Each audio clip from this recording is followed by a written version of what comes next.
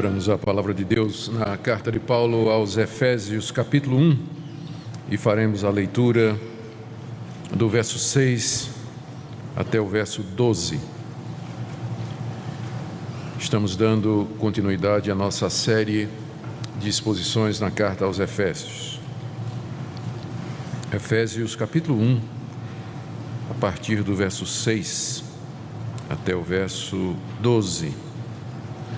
Depois de falar da atuação de Deus Pai no plano da redenção, Paulo diz no verso 6 que ele fez tudo isso para louvor da glória de sua graça, que ele nos concedeu gratuitamente no amado, no qual temos a redenção pelo seu sangue, a remissão dos pecados segundo a riqueza da sua graça, que Deus derramou abundantemente sobre nós em toda sabedoria e prudência, desvendando-nos o mistério da sua vontade, segundo o seu beneplácito que propusera em Cristo, de fazer convergir nele, na dispensação da plenitude dos tempos, todas as coisas, tanto as do céu como as da terra. Nele, digo, no qual fomos também feitos herança, predestinados segundo o propósito daquele que faz todas as coisas, conforme o conselho da sua vontade, a fim de sermos para louvor da sua glória. Oremos. Pai, nós estamos diante de Ti nessa noite, mais uma vez. Já cantamos louvores a Ti, Te adoramos, Te oferecemos orações, nossa confissão. Ouvimos relato da Tua obra em campo missionário. Queremos agora orar pelo nosso país, pensando nas manifestações de hoje, pensando, ó Deus, no futuro da nação, da crise política, econômica que se avizinha. Tenha misericórdia do povo brasileiro, tenha misericórdia de nós, do nosso povo. Oramos pelas autoridades constituídas, da humildade, ó Deus, dá desejo de buscar o bem do país, dar, ó Deus, desejo de cumprir a Constituição e a lei. Pedimos, ó Pai, que aqueles que estão em autoridade se lembrem que esta autoridade é delegada e que um dia haverão de prestar contas a Ti de como exerceram o domínio e o governo. Ajuda-nos como igreja a Ti servir sob toda e qualquer situação. Lembramos dos nossos irmãos que vivem em países onde não existe liberdade de religião, liberdade de culto. Oramos pelos mártires nos países muçulmanos, por aquelas igrejas que estão sendo perseguidas. Dá-lhes a Tua bênção, a Tua graça, que permaneçam fiéis até a morte para herdar a coroa da vida. E pedimos também que o Senhor nos abençoe agora na compreensão da Tua palavra, que a exposição dela traga luz ao nosso coração, em nome de Jesus. Amém. Queridos, essa é a segunda mensagem na série de exposições na carta aos Efésios. Na primeira mensagem, na mensagem anterior, nós vimos que Paulo escreveu essa carta quando estava preso em Roma, com o propósito de confortar a igreja de Éfeso e outras igrejas que estavam preocupadas porque tinham ouvido a respeito da sua prisão. E o seu tema na carta é mostrar que a igreja é o grande plano de Deus, que desde a eternidade Deus planejou ter um povo para si. E com esse objetivo Ele enviou seu Filho Jesus Cristo e levantou apóstolos que anunciassem a obra de Cristo e interpretassem a sua pessoa e aquilo que Ele havia feito. E Paulo estava preso por isso. Então, longe de ser um motivo de preocupação para as igrejas, a prisão de Paulo por pregar o Evangelho era o cumprimento do plano de Deus e era motivo de glória para eles. Aqui no primeiro capítulo, Paulo expõe esse plano de Deus, de que maneira ele foi feito. Ele fala do papel e da obra de Deus Pai, de Deus Filho e Deus Espírito Santo. Nos versículos de 3 a 6, que nós vimos na mensagem anterior, ele bendiz a Deus porque Deus nos abençoou com bênçãos espirituais. E ele começa a descrever estas bênçãos. Ele fala da eleição. Deus na eternidade elegeu, escolheu para ele um povo de entre a humanidade para ser santo e irrepreensível. Deus os predestinou para serem filhos dele, mediante a adoção em Cristo Jesus. E agora Paulo vai se referir a outras bênçãos espirituais, só que dessa feita relacionadas com o papel de Deus Filho, com a obra de Jesus Cristo. E ele vai mencionar aqui a aceitação que nós temos diante de Deus, mediante Jesus, a redenção e remissão dos pecados, a revelação da vontade de Deus, união com Cristo e o fato de que nós somos feitos herança para Deus. Antes de entrar na exposição destes privilégios que nos foram dados, vamos lembrar algumas coisas que nós já vimos e que precisam sempre ser lembradas. As bênçãos que Paulo menciona aqui, escolha, predestinação, perdão de pecados, união com Cristo, elas não são dadas à humanidade toda. Nós fazemos uma distinção entre graça comum e graça especial. Graça comum é o favor que Deus demonstra para a humanidade, independente daquilo que as pessoas acreditam. Você vai encontrar ateu que tem saúde boa, tem prosperidade financeira e desfruta até uma certa medida de tranquilidade e paz. Então, de onde vem isso? Com certeza não vem do mérito dele ou de fé que ele tenha, mas simplesmente do fato de que Deus faz com que o seu sol saia sobre justos e injustos e que a chuva caia no quintal de justos e pecadores. Então, nesse sentido, Deus não faz distinção.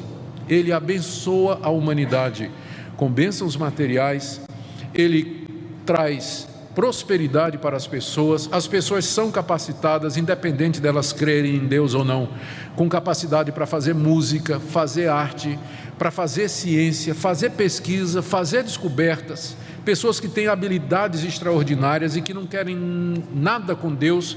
Tudo isso é a graça especial, é a graça comum de Deus. Com ela, Deus abençoa a humanidade. E se não fosse isso, o mundo seria insuportável. Seria um lugar impossível de viver. Mas por amor à sua criação, Deus faz com que até pessoas que não acreditam nele recebam bênção, graça, favor, capacidade, talentos e oportunidades aqui nessa vida. Então, quando você encontrar uma pessoa que não crê em Deus e no Senhor Jesus, mas você percebe que ela tem coisas boas e que coisas boas acontecem com ela, lembra que isso é a graça comum de Deus, é o favor de Deus, é o amor dele pela sua criação.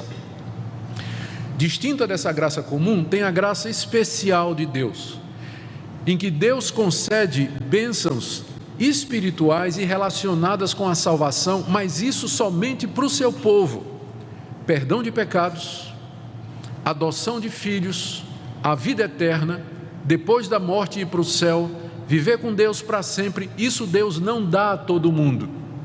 Essas bênçãos ele reserva para o seu povo, aquele povo que nós vimos na mensagem anterior, que ele escolheu e predestinou antes da fundação do mundo.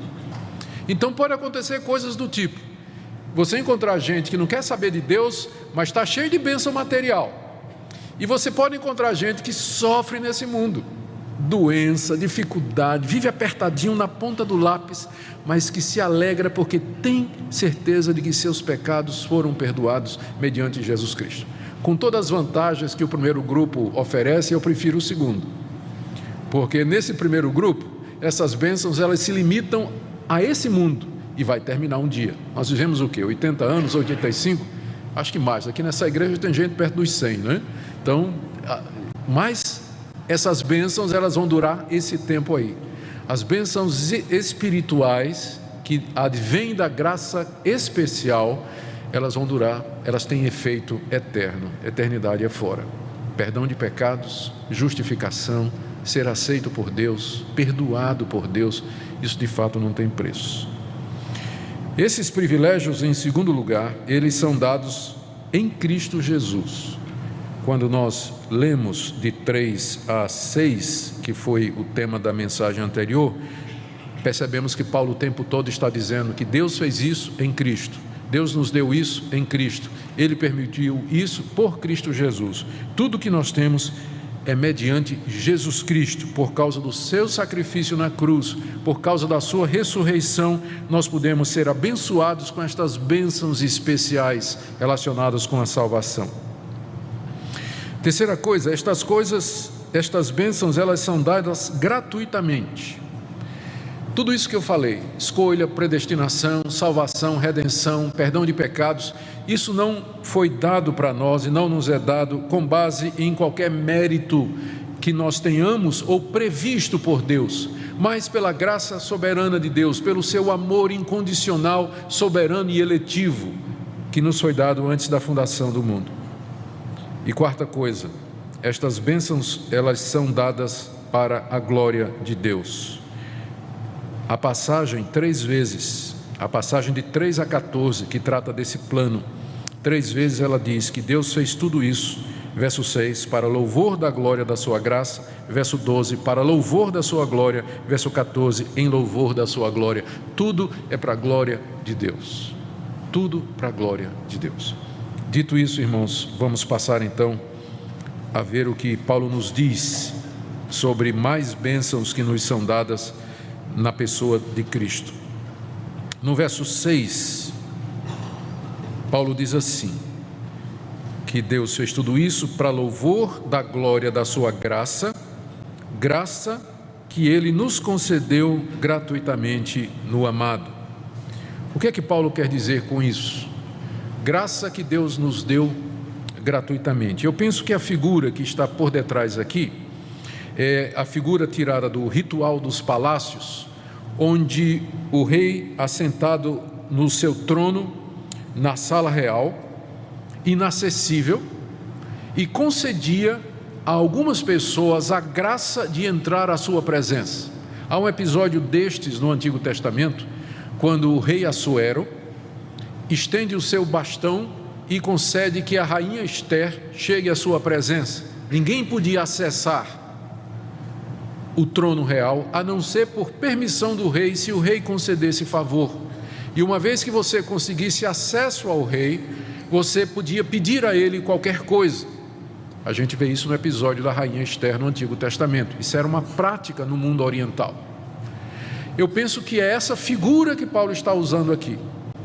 É como ele está dizendo, Deus concedeu a nós a graça de entrarmos na sua presença.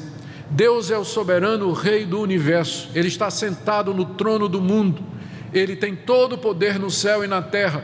Nós não podemos chegar à presença dEle sem sermos convidados e sem que Ele abra a porta, estenda o seu favor e nos convide à sua presença.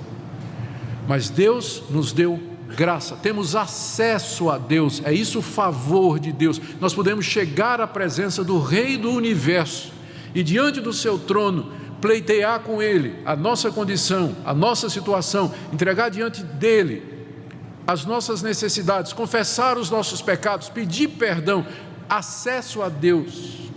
Esse é um privilégio que Deus não dá a todo mundo, que as pessoas se cheguem a Ele, se aproximem dEle, adentrem a sua presença majestosa. É isso que Paulo diz aqui, graça que nos foi concedida. A situação do homem, nós sabemos pela Bíblia e pela experiência, é de exclusão da presença de Deus. Todo mundo conhece a história da queda do homem narrada em Gênesis 3. No jardim, o homem tinha comunhão com Deus. Ele desobedeceu a Deus, virou as costas para Deus. Como castigo, Deus os expulsou do jardim. Então a situação da humanidade hoje é fora do jardim. O jardim representa a presença de Deus, onde Deus está. Nós somos expulsos de lá. Para voltar, nós temos que ser convidados. A porta tem que ser aberta por Deus, para que nós possamos ter comunhão com Ele. Isso é graça, é favor de Deus, porque Ele não faz isso com base em nosso mérito, porque nós não temos merecimento algum, mas pela sua graça, pelo seu favor.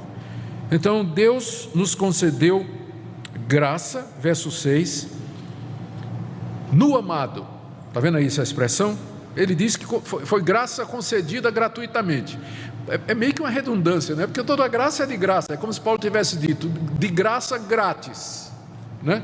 De graça gratuitamente. Ele quer enfatizar que esse acesso a Deus, esse retorno ao paraíso, a presença de Deus, não é por mérito, mas favor de Deus. E ele diz aqui que isso foi feito, está vendo a expressão? No amado. Quem é o amado de Deus? Deus ama o mundo. A Bíblia diz, Deus amou o mundo de tal maneira, mas tem um que é o amado, com A maiúsculo, não é? O amado de Deus. Quem é o amado de Deus? É seu Filho, Jesus Cristo. Ele é o amado de Deus. Talvez Paulo esteja aqui se referindo ao fato de que no dia em que Jesus foi batizado, os céus se abriram, o Espírito Santo desceu como pomba sobre ele, e a voz de Deus Pai foi ouvida dizendo: este é o meu Filho amado, em quem me comprazo. Cristo é o amado do Pai, Deus Filho é o amado de Deus Pai, que nos aponta para o fato de que Deus, Ele é completo. As pessoas, eu já ouvi isso, você já deve ter ouvido também, as pessoas querendo explicar por que Deus criou o homem, vêm com essa ideia de que Deus estava se sentindo sozinho, ou que Deus precisava expressar o seu amor, por isso Ele criou o homem para que na humanidade Deus expressasse o seu amor. A resposta é que Deus nunca precisou de alguém para expressar o seu amor, porque o Pai ama o Filho, que ama o Espírito, que ama o Pai. Deus é triuno, são três pessoas que subsistem num único Deus, e eles se amam, eles se fazem companhia, se eu posso dizer assim. Então Deus nunca se sentiu sozinho e nunca precisou de nada fora dele para ser completo e feliz, porque é a Trindade, eles se comunicam, se conhecem, se amam, se relacionam. Então Deus, quando criou o mundo e quando nos criou, não fez porque tinha necessidade de alguma coisa, não tem nenhuma causa fora de Deus pela qual Ele faz as coisas. Ele faz as coisas porque quer, porque Ele é completo, Ele é perfeito, Ele não tem nenhuma deficiência nele que o obrigasse a criar o mundo e a humanidade. Nós existimos por favor dele, por graça dele, por determinação dele, e essa graça nos foi dada nessa pessoa, no Filho, que é o objeto do amor de Deus Pai. E isso, creio, Paulo diz para ressaltar o fato de que foi esse amado do Pai que veio ao mundo para realizar o plano da salvação, que é o que vem nos versos seguintes. A sequência da passagem é simples. Quando Paulo fala do Pai, nos versos de 3 a 6, ele diz que na eternidade, está tudo no passado, na eternidade Deus nos escolheu e Deus nos predestinou. Aí ele diz, Ele nos concede essa graça de termos acesso à sua presença no amado, e em seguida ele diz no verso 7, no qual, amado, nós temos a redenção pelo seu sangue, a remissão dos pecados segundo a riqueza da sua glória. Agora o cenário muda. Até o verso 6, ele estava falando de Deus Pai na eternidade, mais ou menos como um arquiteto em cima de uma prancheta. A ideia é essa, não imagina o arquiteto em cima de uma prancheta, fazendo os planos, idealizando o que é que ele vai fazer. Deus fazendo isso na eternidade, planejando a igreja. Agora chegou a vez de Deus Filho. Deus Filho vem ao mundo para concretizar no tempo e no espaço o plano que Deus havia traçado na eternidade. E de que maneira ele fez isso? E qual é o resultado disso? Primeiro, nele nós temos a redenção. O que é a redenção? O plano de Deus, feito na eternidade, de ter um povo para si, ele tinha um problema, entre aspas, eu estou usando uma linguagem humana, né? Porque Deus elegeu e predestinou pecadores para serem dele, para serem o povo dele, para receber estas bênçãos. Mas como é que pecadores podem se relacionar com um Deus santo, poderoso, justo, verdadeiro e reto nos seus caminhos? Nós que somos corrompidos, inclinados a todo mal, somos o oposto de Deus. Andarão dois juntos se não estiverem de acordo? Como é que eu posso me relacionar com esse Deus, chegar à sua presença? Então era preciso que nós fôssemos redimidos dos nossos pecados que nos separam de Deus. E essa é a parte de Deus Filho. O amado desceu da glória, assumiu uma natureza humana, se tornou como um de nós, e no seu sangue, verso 7, ele nos deu a redenção, ele nos redimiu. Eu acho que Paulo aqui está pensando na redenção de Israel no Antigo Testamento, porque é a mesma coisa. O povo de Israel estava debaixo do cativeiro dos egípcios. Deus mandou Moisés para libertá-los. E a libertação aconteceu quando Moisés mandou que o povo imolasse um cordeiro e passasse o sangue na ombreira da porta, porque naquela noite o destruidor passaria pelo Egito, mas aqueles em cuja ombreira estivesse, o umbral da porta estivesse o sangue, aquele seria poupado, seria salvo, seria redimido, resgatado. E foi isso o que Cristo fez por nós. Deus mandou seu Filho, que com o seu sangue colocado sobre nós, nos livra da ira de Deus que nós merecemos. Ele nos redime, ou como Paulo ainda explica no verso 7, ele traz a remissão dos pecados. O que é remir pecado? É pagar pecado. Pecado tem que ser remitido, ele tem que ser pago, ele tem que ser quitado, para que nós possamos ser de Deus e ter comunhão com Deus. E foi isso que Deus Filho veio fazer. Ele assumiu a figura humana, ele se tornou um de nós, para que nele Deus cumprisse toda a justiça, para que pelo seu sangue nós pudéssemos ser redimidos e resgatados para pertencermos a Deus. No qual, verso 7, temos a redenção pelo seu sangue, a remissão dos pecados, e isso segundo a riqueza da sua graça. Graça, ele diz aí no verso 8, que Deus derramou abundantemente sobre nós em toda sabedoria e prudência. Nós estamos diante da doutrina central do Evangelho. O Pai planejou e o Filho executou. Foi isso que ele veio fazer. Com o seu sangue, ele nos redime e traz perdão de pecados. Sem derramamento de sangue, não pode haver perdão de pecados, ou o seu ou de Cristo. Mas sem derramamento de sangue humano, não pode haver perdão de pecados. Deus mandou o seu Filho e com o seu sangue nos redime. Se você não crê nele, se você não recebe, não aceita, será o seu sangue que vai pagar pelos seus pecados eternamente no sofrimento eterno. No sofrimento eterno no inferno. A outra bênção que Paulo menciona em seguida, está aí do verso 9 até o verso 10, é que Deus em Cristo nos desvendou o mistério da sua vontade. Deus tem uma vontade, a vontade aqui é esse plano que Ele fez lá na eternidade, sobre a prancheta, e que Cristo veio executar. Só que essa vontade de Deus, que é o seu plano, é um mistério, porque, como eu disse, Deus é inacessível do nosso ponto de vista, nós não podemos chegar a Ele, muito menos saber os planos dEle, o que é que passa na cabeça de Deus, nós não temos a menor ideia de fazer isso. Então Deus nos desvendou o mistério da sua vontade. Desvendar significa tirar o véu. Imagina uma coisa coberta com um véu, você não consegue contemplar os detalhes, não sabe o que é que está ali, o véu é tirado e de repente você vê com clareza. É isso que Deus fez em Cristo. Ele tirou o véu e revelou qual é o seu plano. Esse plano misterioso que Ele concebeu desde a fundação do mundo, antes da fundação do mundo. Verso 9, Ele nos desvendou o mistério da sua vontade. Os povos andam na cegueira do seu entendimento. Os povos não conhecem a Deus e não sabem os seus planos, não têm a menor ideia do plano de Deus. Eles fazem ou tentam fazer os seus próprios caminhos, têm suas próprias ideias, concebem suas próprias religiões, fazem os seus deuses e os seus líderes, os seus ídolos, mas Deus deu ao seu povo o privilégio de conhecer a sua vontade. Esse é o tipo de bênção que Deus não dá a todo mundo, mas Ele dá ao seu povo escolhido, eleito, predestinado, pelo qual Cristo morreu. Não somente nos dá salvação e perdão, mas conhecimento.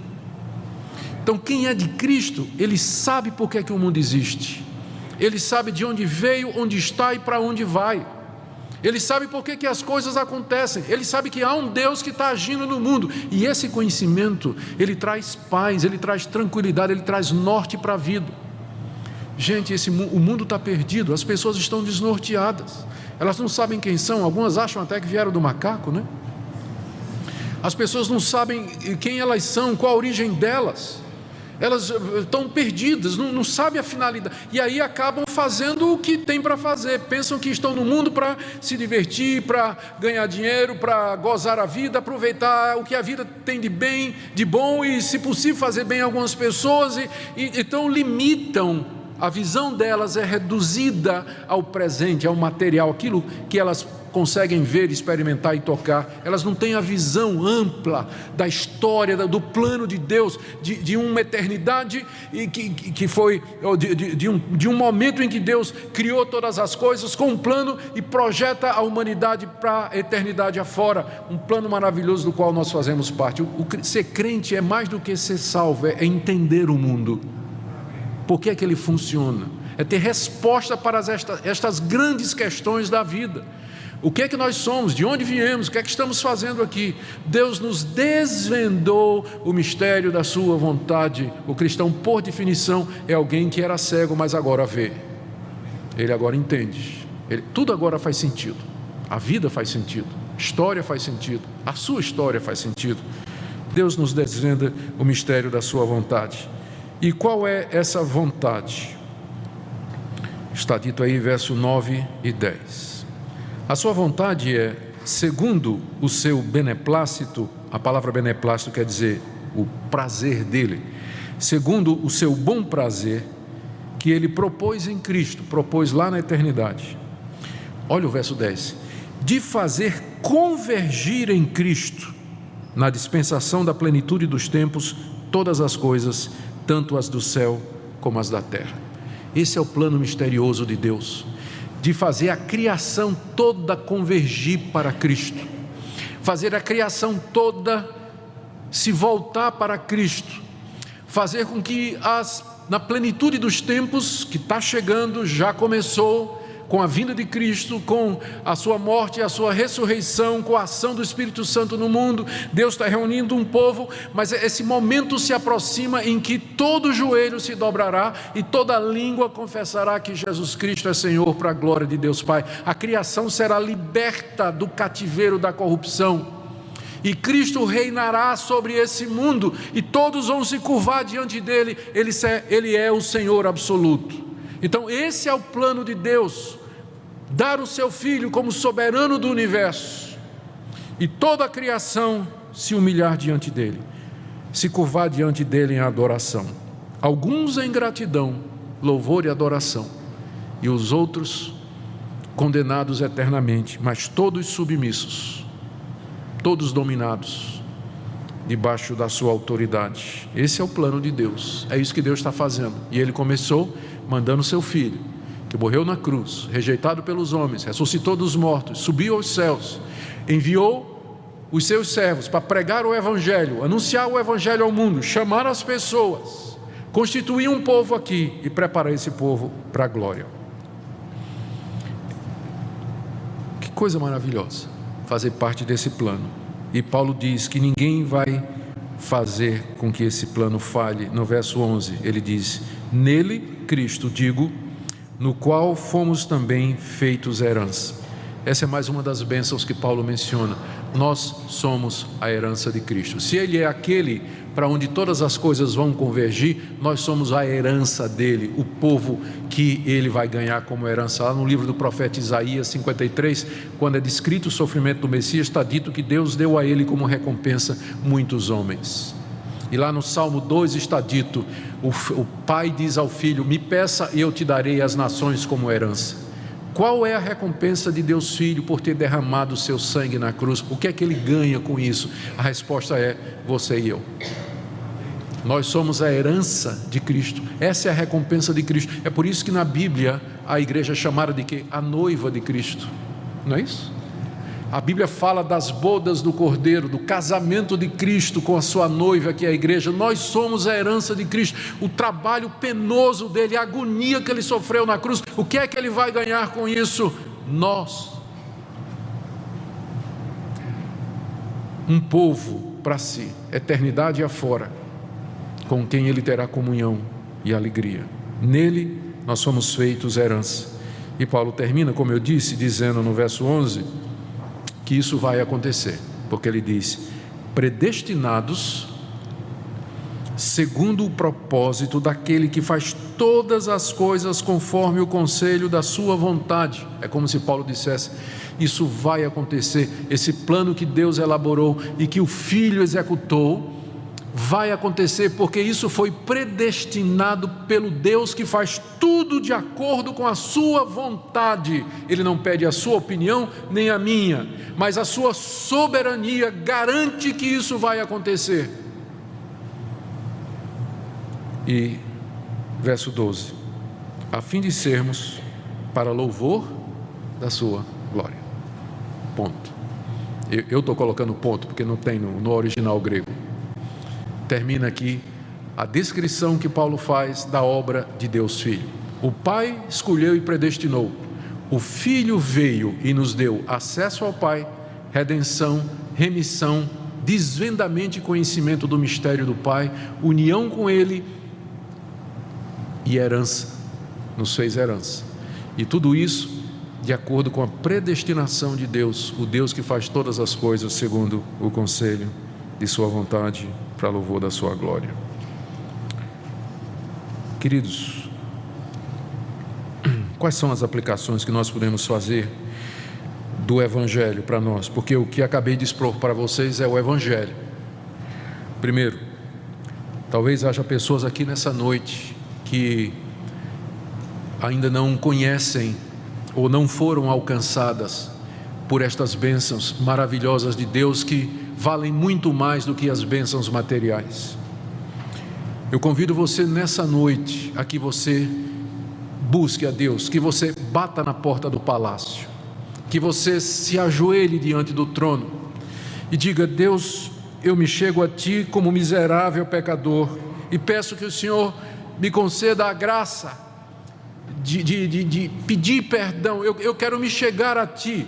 Eu quero que você faça o contrário nessa noite do que muitas igrejas que estão por aí, elas fazem, do tipo assim: Deus está com saudade de você, Deus está esperando você falar com Ele, Jesus está sentindo sua falta, dá uma chance para Jesus, tadinho, está triste lá, você não vem, Deus fez tanto por você e você não, dá uma oportunidade a Jesus, Deus está esperando. É o contrário.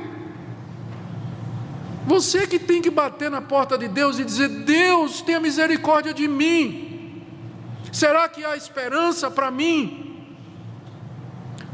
Eu não quero sofrer eternamente por causa dos meus pecados. Eu sei que há perdão no sangue do Teu Filho. Recebe-me na Tua presença. Você devia estar fazendo isso hoje, enquanto você pode.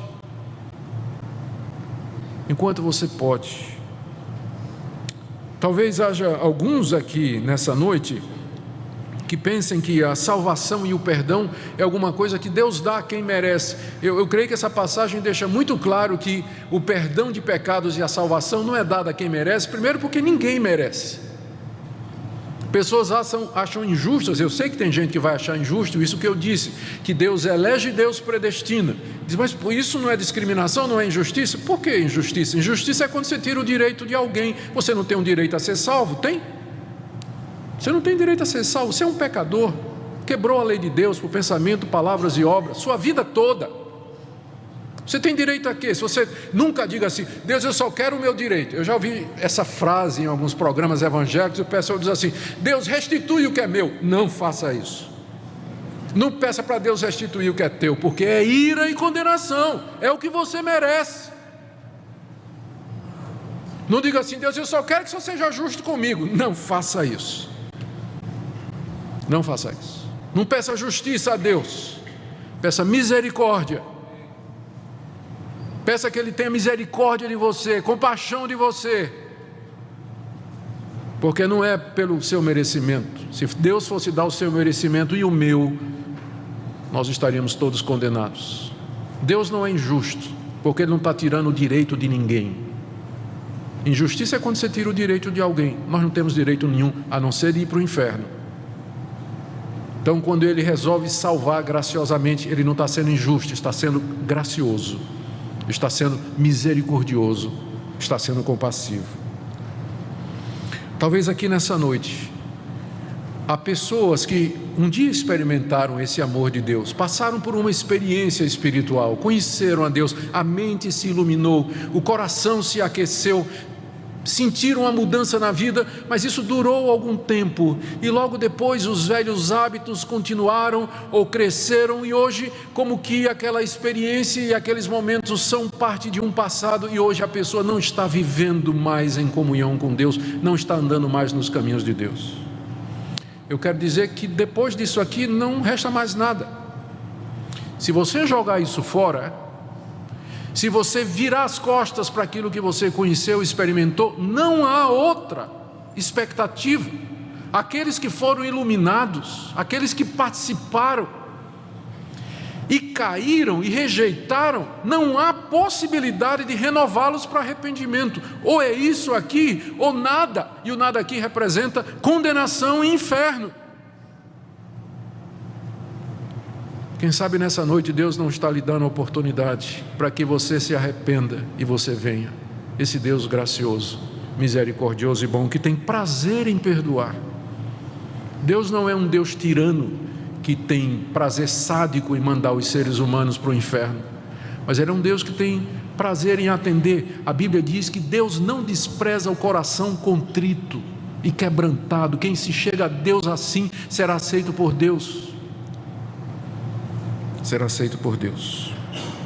E por último, irmãos, é isso que significa ser cristão. Nós somos cristãos porque nós cremos em Cristo. Cremos que aquele através de quem nós temos perdão, redenção, acesso a Deus, remissão de pecados. Essa é a razão pela qual nós estamos aqui nessa noite, para render graças a Deus que nos enviou o seu Cristo, porque através dele nós podemos ter perdão de pecados, que vale mais do que todas as bênçãos materiais que porventura tenhamos aqui. Por isso, nessa noite, a minha oração é que Deus console você, Deus conforte você no meio da doença, no meio da dor, do sofrimento, do aperto financeiro, das dificuldades. Se você tem Cristo, se você o tem como Redentor e Salvador, isso deveria ser um grande consolo para a sua vida. Um grande consolo para a sua vida. Que Deus assim nos guie e conforte os nossos corações nessa noite. Amém. Ó Deus, nosso Pai, obrigado porque o amado desceu da glória, verteu sangue por pecadores como eu e como os meus irmãos e amigos que estão aqui nessa noite. Obrigado porque Ele nos trouxe o desvendamento do conhecimento da Tua vontade, o mistério da Tua vontade. Nele nós somos feitos herança. Se há alguém aqui nessa noite que está num estado de incredulidade, em pecado, rebelião contra Ti, ó Deus, atrai com amor, chama essa pessoa, estende o Teu cetro de graça, abre a porta do palácio real, convida a Tua presença, oferece perdão, ó Deus, tenha compaixão de nós. Se não for a Tua graça, estamos todos perdidos. Ouve a nossa oração, bendiz o Teu povo nessa noite, alegra-nos, ó Deus, por causa das bênçãos que nos concedeste. Tudo te pedimos no nome de Jesus.